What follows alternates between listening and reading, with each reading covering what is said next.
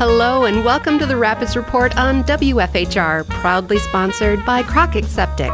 Today is Friday, October 24th, 2025. I'm your host, Melissa Kay, filling in for James J. Maloff. Today I'll be speaking with Linda Brost, the Aging and Disability Resource Center of Central Wisconsin. That's who she's with. Welcome, Linda. Hi, good morning. How are you? I'm good. How are you? I'm doing great. Did I pronounce your last name correctly? Yes. Okay, good. Yes, very good.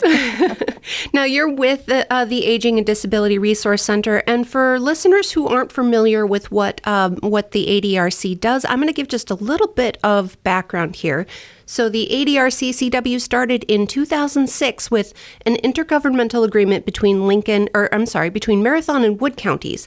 Now, 3 years later, the agreement expanded to include Langland and Lincoln counties. So since 2010, the ADRC-CW provides consistent Aging and Disability Resource Center and Older Americans Act services throughout the four-county region. They have offices in Antigo, Marshfield, Merrill, Wausau, and Wisconsin Rapids. Now, the services offered by the ADRC-CW cover a wide range, and there are just honestly too many to list. But notably, they'll assist with housing, health, and health insurance.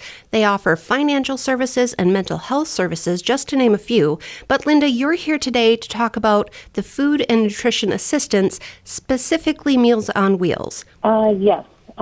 We probably more about the need for the volunteers, but I can also talk about the nutrition program. Okay, well, before we launch into that, you are the administrative specialist with the ADRC-CW. Tell our listeners a little bit about what that entails. Oh, gosh. I am one of about, I think, 7 people that work the same job as I do in our service region.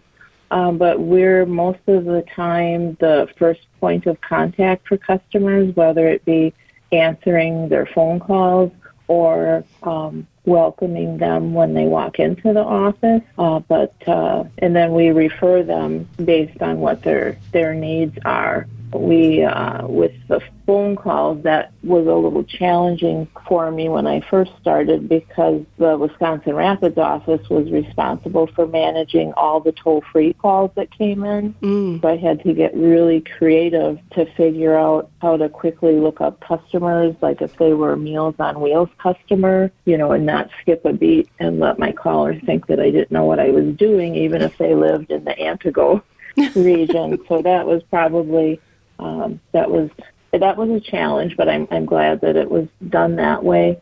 But sometimes we can schedule appointments for people. Right now, we're in the middle of the open enrollment season for Medicare, and for that, we've been scheduling people to meet with a specialist to go over their plans. I suppose a data specialist. We enter all the information regarding our Meals on Wheels and dining site participants, but probably the phone and managing emails is probably the biggest part of my job in addition to the nutrition services. But we also provide assistance to our staff that's here, our specialists, to try and make their jobs a little bit easier. I also help manage our monthly newsletter called Choices. In addition to liking to talk, I like to write and I like to edit. And when they figured out I could also do that, I've kind of inherited that as well, which I absolutely love to do. Oh, good. A lady of many talents. Yes. So how can people sign up for that newsletter then? You said that comes out once a month? Yes. A few area businesses, including Pick and Save, because I've seen it there. The newsletter is distributed to some businesses in the Rapids area. I think the hospital and the doctor's offices sometimes get them. Otherwise, it's available at our office free. We keep a handy supply right outside our office door if people, they don't want to come in the office, but they want to browse to see what information we have. So we keep a copy there. If somebody wants a subscription to get one in the mail, they can call us and we can direct them on what to do for that. I believe the yearly subscription is $12 a year, which pretty much covers the postage. So we're not making anything on that. So we have that. We also have our resource directory for the region, and we keep free copies of that as well, are in the community as well as at our office, and that contains an index directory of resources in the community ranging from food pantries, transportation options, housing options in the area. It's a really great resource for people to keep on hand even if they don't think they need it. Usually I think everyone, as we age, they're going to end up taking a look at that resource directory at one time or another. Well, just looking through what you have available on the website, the range of services you offer is so broad. Yes. Oh, yeah. We also have dementia support services and there's support for caregivers. We have classes for different healthy living classes, amongst other things. So it is nice, and the website usually shows like the current events that are happening. So it's really nice. If somebody was a little bashful on coming to the office, they could go online and just kind of browse through this, because as you've seen, it's a lot of information. And that website is adrc-cw.org, correct? Correct. Okay. Well, now let's move into talking about Wheels on Meals. And with everything that the ADRC-CW offers, one of the big things that you need help with are volunteers to help with Meals on Wheels. Is that right?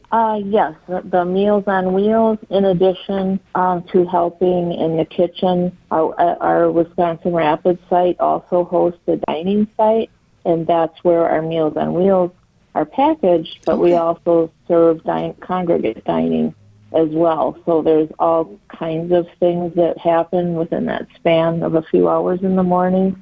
I usually try to avoid that area as much as possible because I feel I'm just going to get in the way. But it's great. We've got wonderful volunteers that help both in the kitchen as well as with driving, and some of them have opted to do both. They might have started out helping in the kitchen, and we got in a pinch one day and needed somebody, and they volunteered to go out on the route. And from that point on, they let me know that if I got in a pinch again, they'd give them a call because they enjoyed the experience so much. Okay, so if someone was interested in volunteering, outline a little bit for me what you're specifically looking for as far as like kitchen help, what duties they would be doing, and the times that you need the assistance. Oh, sure. We serve lunch at the dining site at 11:30, so the kitchen is usually open from 9 until 1, and that includes the cleaning up afterwards. We don't expect volunteers to stay the entire 4 hours. They certainly can if they want, but we have some people that might just come in for an hour from 9 to 10. And some of the things that volunteers might do is package the food up for the Meals on Wheels program, setting up the dining site each day with the place settings and whatnot that's needed. They help serve the meals. It's cafeteria style, but for people, say somebody's using a walker or otherwise struggles with mobility, they can just remain seated and their meal is brought to them. Oh, okay, that's nice. And then volunteers help with the cleanup afterwards as well. Okay. So that's like the dining site part of things. If somebody would like to be a driver, the delivery times are generally between 10:30 and noon. Usually drivers are finished within an hour. We do have a couple of routes. We have a route that goes to Pittsville as well as one that goes to Rudolph. That one might take a little bit longer. But yeah. Okay. And then they're assigned a certain number of deliveries on their route? Yes, they'll receive what we call a driver's report for the day, and it will list the customers who are eating that day. Most people they're on a set schedule, but it's not necessarily Monday through Friday. We've got people that just eat on Tuesday, Thursday for Meals on Wheels. So the daily total for each route can certainly vary each day. One day you might have 4 people, and then the next time there could be 16 people. It kind of depends because we have routes, within the city limits as well. and those are the ones that can get kind of long. One of them extends into the city of Port Edwards as well. Okay. So, And when people are looking into volunteering, if someone, say, was only available one day a week, are you able to work around that? oh my gosh, yes. Some people come in maybe once a month.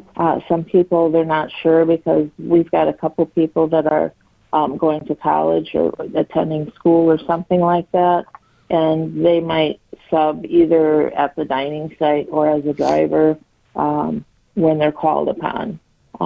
If I need somebody to cover a route because the driver's sick or otherwise can't drive, it's kind of nice. I usually email or text them to say, hey, I need somebody for Route 1 today.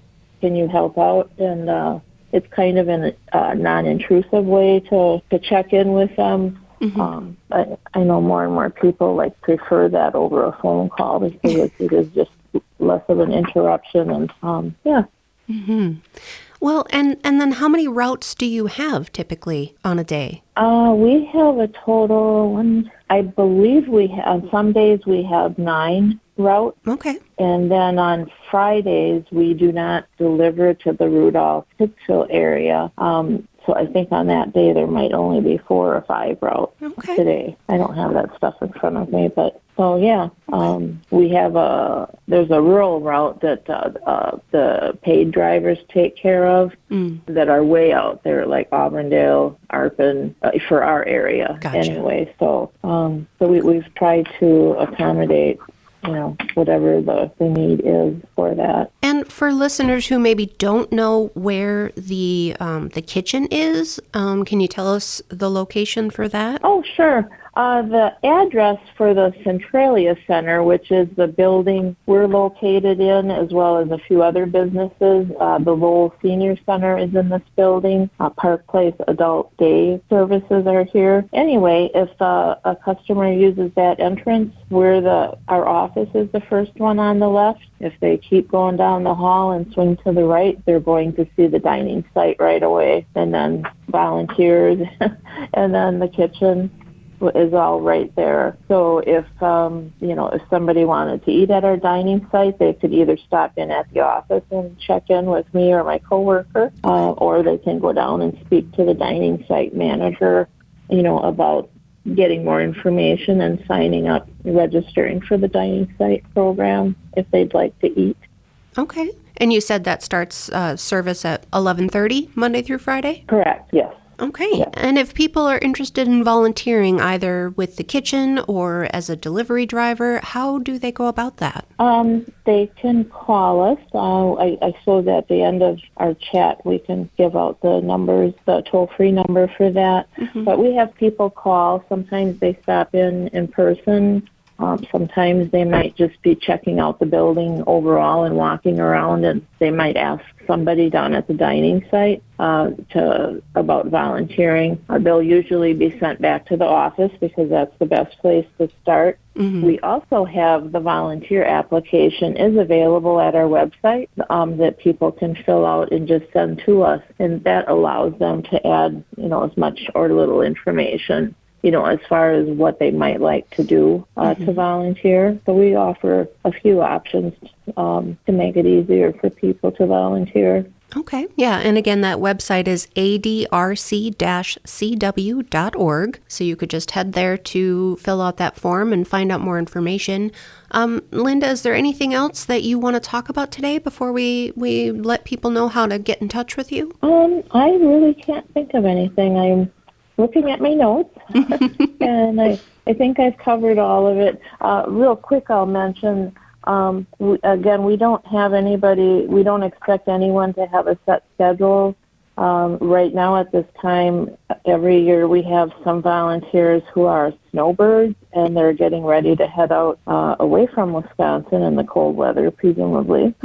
So sometimes we have that extra need for coverage. I have some people that help us out during the winter, and they leave during the summer. So it's pretty much all year round. We're never going to turn away somebody that wants to volunteer. Right. So. Okay. Well, that's good to I think know. that's So about it. hopefully, we get some volunteers to help you out here. How can they get in touch with you, Linda? They can call our toll-free number at 888-486-9545. The Wisconsin Rapids number is 715-421-0014. I like to promote the regional number because I'm going to answer either number, so it doesn't really matter which one they call. But, whichever one they like. Wonderful. Well, they can definitely reach out because as an administrative specialist, you know just about everything there is to know about the ADRC CW. It seems that way, yes. Well, you have to be a specialist. It's in your title, right? Yes. Need to know what's going on. I know a little bit about everything, what's going on. Mm-hmm. So. Well, it sounds like a wonderful organization, and thank you for all that you do for our seniors in the area. And if any of you listening out there are interested in volunteering, again, you can head to the website at adrc-cw.org or call 888-486-9545. And Linda, what's the local Wisconsin Rapids number again? 715-421-0014. Wonderful. Well, thank you for speaking with me today, Linda. It's been a pleasure. You're welcome, and thank you for hosting us today. Absolutely. All right. Take care. Take care. Thank you for listening to another edition of the Rapids Report on WFHR.com. You can find past episodes there and share them on your socials. A special thank you to Crockett Septic for sponsoring this episode of the Rapids Report. I'm Melissa Kay, signing off.